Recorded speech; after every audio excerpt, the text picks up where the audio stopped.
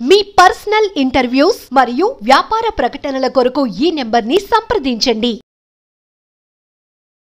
అందరికీ నమస్కారం. నేను మీ ఆయుర్వేద డాక్టర్ చిట్టిపొట్ల మధుసూదన శర్మని. మనం ఈ వీడియోలో వెయిట్ లాస్ అయ్యేందుకు చక్కటి గృహ వైద్యం అనేటువంటి ఆసక్తిదాయకమైనటువంటి అంశాన్ని గురించి తెలుసుకోబోతున్నాం. గత కొన్ని వీడియోల్లో కూడా వెయిట్ లాస్ అయ్యేందుకు ఎలాంటి క్షేమదాయకమైనటువంటి ఔషధాన్ని వాడుకోవాలి, అదేవిధంగా అసలు వెయిట్ ఎందుకు పెరుగుతారు, వెయిట్ పెరిగినప్పుడు ఎలాంటి లక్షణాలు ఉంటాయి, దానివల్ల కలిగేటువంటి ఉపద్రవాలు ఏంటి మొదలగు వివరాలు, అట్లే మరి ఈ వెయిట్ లాస్ అయ్యేందుకు తయారు చేసుకోదగ్గ ఔషధాలు ఎన్నాళ్ల పాటు ఎలా వాడుకోవాలి మొదలగు వివరాలు కూడా తెలియజేయడం జరిగింది. ఈ వీడియోలో మరొక ఫార్ములాని వెయిట్ లాస్ అయ్యేందుకు మనం తెలుసుకోబోతున్నాం. ఇప్పుడు చెప్పబోయేటువంటి ఫార్ములా కూడా చాలా సులువుగా తయారు చేసుకోవచ్చు, అందరూ తయారు చేసుకోవచ్చు, పెద్ద ఖరీదు కూడా కాదు, అదేవిధంగా ఫలితాలు కూడా చాలా త్వరగా ఉండేందుకు అవకాశం ఏర్పడుతుంది, తీసుకోవడం కూడా చాలా సులువుగా ఉండేటువంటి పరిస్థితి ఏర్పడుతుంది. ఇప్పుడు నేను చెప్పబోయేటువంటి ఈ యొక్క ఔషధాన్ని కూడా ఎంతోమంది వాడి సత్ఫలితాలు పొంది వాళ్ళ ఫీడ్బ్యాక్ నాకు ఇచ్చిన తర్వాతనే మరలా మీకు కూడా ఈ యొక్క ఫార్ములాను తెలియజేయడం జరుగుతుంది అనమాట. మరి ఈ యొక్క ఫార్ములాను ఎలా తయారు చేసుకోవాలంటే, స్వచ్ఛమైనటువంటి పసుపు ఒక 20 గ్రాములు, అంటే పసుపు కొమ్ములు దంచి తయారు చేసుకున్నటువంటి పసుపు పొడి ఒక 20 గ్రాములు తీసుకోండి. అట్లే కరక్కాయ పెచ్చుల యొక్క పొడి, కరక్కాయలు మనకు మార్కెట్లో దొరుకుతాయి, కరక్కాయ పెచ్చులు కూడా మనకు మార్కెట్లో దొరుకుతాయి. కరక్కాయ పెచ్చులని కాస్త వేయించేసేసి పౌడర్ తయారు చేసుకొని ఒక 20 గ్రామ్స్ కరక్కాయ పెచ్చుల పొడి తీసుకోవాలన్నమాట. అంటే 20 గ్రాములు పసుపు పొడి 20 గ్రాములు అయితే కరక్కాయ పెచ్చుల యొక్క పొడి 20 గ్రాములు. మనకి కరక్కాయ పెచ్చుల పొడి మనకు మార్కెట్లో దొరికేట్లయితే అదైనా తెచ్చుకొని వాడుకోవచ్చు అనమాట. అట్లే చివరగా మిరియాల పొడి ఒక 20 గ్రాములు. ఈ 3 చూర్ణాలు ఒక్కొక్కటి 20 గ్రాముల చొప్పున తీసుకోవడం వల్ల 60 గ్రాముల ఔషధం రెడీ అయిపోతుంది. ఈ 3 పదార్థాలు బాగా కలిపేసి ఒక గాజు సీసాలో నిల్వ ఉంచుకొని రోజు ఉదయం పరిగెడుపున ఒక్కసారి, అదేవిధంగా సాయంత్రం 6 నుంచి 8 గంటల మధ్యలో మరొక్కసారి ఈ యొక్క ఔషధాన్ని సేవించాలి. అంటే ఉదయం పూట 1 గ్రాము ఔషధాన్ని సేవించాలి, అదేవిధంగా సాయంత్రం పూట కూడా 1 గ్రాము ఔషధాన్ని సేవించాలి. ఈ విధంగా రోజు 2 సార్లు రోజుకి 2 గ్రాముల ఔషధాన్ని వాడుకోవడం వల్ల 1 నెలకి ఈ యొక్క ఔషధం సరిపోతుంది అనమాట. నెల తర్వాత మరలా మనం ఈ 3 పదార్థాలు తాజాగా కలుపుకొని, అంటే 3 పదార్థాల చూర్ణాలను తాజాగా కలుపుకొని మళ్ళీ ఔషధం తయారు చేసుకొని మరలా వాడుకుంటూ ఉన్నారనమాట. దీర్ఘకాలం పాటు వాడినప్పటికీ అన్నీ మనకు సైడ్ బెనిఫిట్స్ ఉంటాయి, కానీ ఎలాంటి సైడ్ ఎఫెక్ట్స్ కూడా ఉండవు.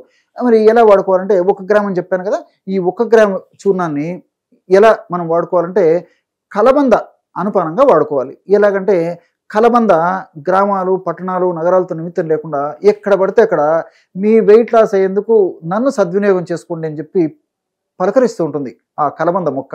ఆ కలబందను తెచ్చుకొని పైన ఉన్నటువంటి ఆ పైన ఈ యొక్క గ్రీన్ అంటే ఆకుపచ్చ ఇది ఉంటుంది కదా, ఆకు మాదిరి ఆ ఆకుపచ్చ తొలగిస్తే లోపల కండ ఉంటుంది అనమాట, గుజ్జు. ఆ గుజ్జును ఒక 2 టీ స్పూన్లు, అంటే ఇంచుమించు ఒక 10 గ్రామ్స్ తీసుకొని ఒక బట్టలో, మన కర్చీఫ్ అయినా సరిపోతుంది అనమాట, మంచి శుభ్రమైనటువంటి ఒక బట్టలో పట్టేసేసి దాన్ని ఒక 5 సార్లు నీళ్ళలో ముంచేసి విదిలించేసారనమాట. ఆ విధంగా చేయడం వల్ల అందులో చేదు గుణం పోతుంది అనమాట. లేకపోతే చేదుగా ఉంటుంది కాబట్టి తీసుకోవడం ఇబ్బందిగా ఉంటుంది కాబట్టి నేను చెప్పినట్టు చేయడం వల్ల శుద్ధి ప్రక్రియ జరిగేసి ఆ చేదు గుణం పోతుంది. అప్పుడు ఆ యొక్క కలబంద గుజ్జు ఏదైతే ఉందో ఆ గుజ్జును ఈ యొక్క 1 గ్రామ్ పొడిలో అద్దేసేయాలన్నమాట. అద్దడం వల్ల ఈ 1 గ్రామ్ పొడి, అంటే ఈ యొక్క పసుపు, అదేవిధంగా కరక్కాయలు, తర్వాత ఈ యొక్క మిరియాల పొడి, మనం పొడి 3 పదార్థాలు కలిపి పొడి తయారు చేసుకున్నాం కదా, ఆ పొడిలో కలపడం వల్ల, అద్దడం వల్ల పొడి దీనికి అంటుకుంటుంది. ఆ విధంగా అంటుకున్నటువంటి ఆ యొక్క పదార్థం మొత్తాన్ని మింగేసేయాలన్నమాట. బట్ కావాలంటే 1 సారి 2 సార్లు ఫస్ట్ కొద్దిగా కలబంద తీసుకొని ఆ విధంగా ముంచేసేసి మింగేసేయచ్చు. తర్వాత మళ్ళీ 2వ సారి కూడా మిగిలిన కలబందను ఆ విధంగా మిగిలినటువంటి ఆ యొక్క పొడి ఏదైనా మిగిలితే అందులో కొంచెం అద్దేసేసి ఆ మిగిలిన పొడి కూడా కలబందకు అంటుకున్న తర్వాత మింగేసేయచ్చు అనమాట. ఈ విధంగా ఉదయం 1 సారి చేయాలి, సాయంత్రం 1 సారి చేయాలి. క్రమం తప్పకుండా ఈ విధంగా చేయడం వల్ల చాలా అద్భుతమైనటువంటి ఫలితాలు సమర్థవంతంగా కలిగేటువంటి పరిస్థితి ఏర్పడుతుంది. ఆధునికంగా మనం ఆలోచించినప్పటికీ ఈ కరక్కాయలో విటమిన్ సి ఎక్కువగా ఉంటుందన్నమాట. విటమిన్ సి ఎక్కువగా ఉన్నటువంటి ఈ కరక్కాయను మనం ఈ పద్ధతిలో వాడుకోవడం వల్ల వ్యాధి నిరోధక శక్తి బాగా పెరిగేసి మరి వెయిట్ లాస్ అయ్యేందుకు ఉపయోగపడమే కాకుండా వెయిట్ వల్ల కలిగేటువంటి అనేక రకాలైన ఉపద్రవాలు కంట్రోల్ అవ్వడంతో పాటు చీటికి మాటికి వ్యాధులు దరిచేరకుండా ఈ విటమిన్ సి కాపాడుతుంది. అదేవిధంగా అరబినోగెలాక్టాన్స్, కెఫిక్ యాసిడ్, చెబిలిక్ యాసిడ్, పాలీసాకరైడ్స్ ఇవన్నీ కూడా బెస్ట్ యాంటీ ఇన్ఫ్లమేటరీ ఏజెంట్గా పనిచేస్తాయి అనమాట. అంటే ఈ యొక్క వెయిట్ ఉన్నప్పుడు ఇన్ఫ్లమేషన్ అనేటువంటి ప్రక్రియ జరుగుతూ ఉంటుంది. ఇన్ఫ్లమేషన్ అనేటువంటి ప్రక్రియ జరిగినప్పుడే అందులో హానికారకమైన రసాయన పదార్థాలు ఈ ఫ్యాట్ సెల్స్ నుంచి ఉత్పత్తి అవుతుంటాయి అనమాట. వాటి యొక్క ఉత్పత్తిని నిర్వీర్యం చేయడే కాకుండా వాటి యొక్క హానిని కూడా నిర్వీర్యం చేసేందుకు ఈ కరక్కాయలు ఉన్నటువంటి నేను చెప్పినటువంటి ఈ అరబినోగెలాక్టాన్స్ ఇలాంటివన్నీ కూడా ఉపయోగపడతాయి.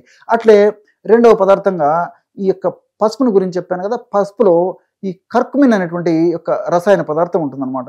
ఈ కర్కుమిన్ అనేటువంటి రసాయన పదార్థం కూడా బ్లడ్ సర్క్యులేషన్ బాగా పెంచేసేసి చక్కటి ఈ యొక్క మెటబాలిజం జరిగేసేసి ఫ్యాట్ను త్వరగా తగ్గించేందుకు కూడా ప్రత్యక్షంగా పరోక్షంగా ఈ పసుపులో ఉన్నటువంటి కుర్కుమిన్ అనేటువంటి రసాయన పదార్థం ఉపయోగపడుతుంది. అట్లే మిరియాల్లో పెప్పరిన్ అనేటువంటి రసాయన పదార్థం ఉంది. ఈ పెప్పరిన్ అనేటువంటి రసాయన పదార్థం ఉన్నటువంటి మిరియాలను మనం వాడుకుంటూ ఉండడం వల్ల దీని యొక్క గుణం కూడా ఏంటంటే బెస్ట్ యాంటీ ఇన్ఫ్లమేటరీ ఏజెంట్గా పనిచేస్తుంది. అంటే ఇంతకుముందే చెప్పినట్లు ఇన్ఫ్లమేటరీ ప్రక్రియలో జరిగేటువంటి ఉత్పత్తి అయ్యేటువంటి హానికారకమైన రసాయన పదార్థాల యొక్క శక్తిని నిర్వీర్యం చేసేందుకు కూడా ఈ యొక్క పెప్పరిన్ ఉపయోగపడుతుంది. మంచి బ్లడ్ సర్క్యులేషన్ కూడా బాగా చేస్తుంది. కాబట్టి ఎప్పుడైతే బ్లడ్ సర్క్యులేషన్ బాగా జరుగుతుందో అప్పుడు ఈ యొక్క బ్లడ్ సర్క్యులేషన్ యొక్క ప్రభావం చేత మరి సమర్థవంతమైనటువంటి ఈ యొక్క బ్లడ్ ఆక్సిజనేటెడ్ బ్లడ్ చక్కగా సెల్స్కి అందడం వల్ల మెటబాలిజం బాగా జరిగేసి మరి ఆ యొక్క వెయిట్ లాస్ అయ్యేందుకు కూడా పరోక్షంగా ఇది ఉపయోగపడుతుంది. అట్లే కలబందను గురించి మనం ఆలోచించినట్లయితే కలబందలో బ్రాడికైనేజ్, జీ క్రోమోనిల్ అనేటువంటి రసాయన పదార్థాలు ఉంటాయన్నమాట. జీ గ్లైకోసిల్, బ్రాడికైనేజ్, జీ గ్లైకోసిల్, క్రోమోన్ అనేటువంటి రసాయన పదార్థాలు ఉంటాయి. ఈ బ్రాడికైనేజ్ అనేటువంటి ఈ యొక్క కలబందలో ఉన్నటువంటి యొక్క పదార్థ గుణం కూడా బెస్ట్ యాంటీ ఇన్ఫ్లమేటరీ ఏజెంట్గా పనిచేస్తుంది అనమాట. అట్లే ఈ జీ గ్లైకోసిల్ క్రోమోన్ అనేటువంటి ఈ యొక్క రసాయన పదార్థం ఏంటంటే ఈ ఇన్ఫ్లమేషన్ ప్రక్రియలో ఉత్పత్తి అయ్యేటువంటి హానికారకమైన రసాయన పదార్థాలు ఏవైతే ఉన్నాయో వాటిని నిర్వీర్యం చేసి శక్తిహీనంగా తయారు చేసి వాటి యొక్క ప్రభావం, వాటి యొక్క దుష్ప్రభావం, వాటి యొక్క చెడు ప్రభావం మనం దేహం మీద పడకుండా చేసేందుకు ఈ జీ గ్లైకోసిల్ క్రోమోన్ అనేటువంటి ఒక పదార్థము కలబందలో ఉంది కాబట్టి ఇది ఉపయోగపడుతుంది. కాబట్టి శాస్త్రీయంగా మనం ఆలోచించినప్పటికీ ఈ యొక్క 4 పదార్థాల్లో అంటే మిరియాలు, పసుపు, అదేవిధంగా ఈ కరక్కాయ, అదేవిధంగా ఈ కలబంద, ఈ 4 పదార్థాల్లో కూడా వివిధ రకాలైనటువంటి రసాయన పదార్థాలు ప్రత్యక్షంగా పరోక్షంగా వెయిట్ లాస్ అయ్యేందుకు ఉపయోగపడమే కాకుండా వెయిట్ లాస్ వల్ల కలిగేటువంటి అనేక రకాలైనటువంటి ఉపద్రవాలు కూడా తగ్గించేందుకు అవకాశం ఏర్పడుతుంది. నేను గత కొన్ని వీడియోలో కూడా మరి వెయిట్ లాస్ అయ్యేందుకు ఇలాంటి ఔషధాలు వాడుకుంటూ మరి మినిమం ఎక్సర్సైజ్ ఇంతకుముందు కూడా చెప్పడం జరిగింది. వాకింగ్ కానీ, జాగింగ్ కానీ, రన్నింగ్ కానీ, స్కిప్పింగ్ కానీ ఇలాంటి చిన్న ఎక్సర్సైజ్లు వారంలో 5 రోజుల పాటు కనీసం అరగంట నుంచి గంట వరకు చేయడము. అదేవిధంగా ఆహార పదార్థాల్లో మనం తీసుకునే ఆహార పదార్థాలు, పిండి పదార్థాలు బాగా తగ్గించేసేసి, అదేవిధంగా కొవ్వు ఉన్నటువంటి పదార్థాలను కూడా బాగా తగ్గించేసేసి ప్రోటీన్ ఉన్నటువంటి పదార్థాలు బాగా ఎక్కువ తీసుకోవాలి, ఫైబర్ ఉన్నటువంటి పదార్థాలను బాగా ఎక్కువ తీసుకోవాలి. Junk food, fast foods, bakery foods ఇలాంటివన్నీ కూడా బాగా తగ్గించేసి అసలు మానేయడం మరీ మంచిది. ఇలాంటి జాగ్రత్తలు తీసుకుంటూ ఆహారపరమైనటువంటి మరి నేను చెప్పినట్టు ఎక్సర్సైజ్ చేస్తూ ఈ యొక్క ఔషధం వాడుకోవడం వల్ల ఫలితాలు చాలా శీఘ్రంగా సమర్థవంతంగా ఉండేందుకు అవకాశం ఏర్పడుతుంది. చూశారు కదా, ఇటువంటి సులువైనటువంటి ఔషధ యోగాన్ని వెయిట్ లాస్ అయ్యేందుకు మీరు ఈ వీడియోలో తెలుసుకున్నారో. మరొక వీడియోలో మరొక అంశంతో మళ్ళీ కలుద్దాం. అంతవరకు నమస్కారం. మీ చిట్టిపొట్ల.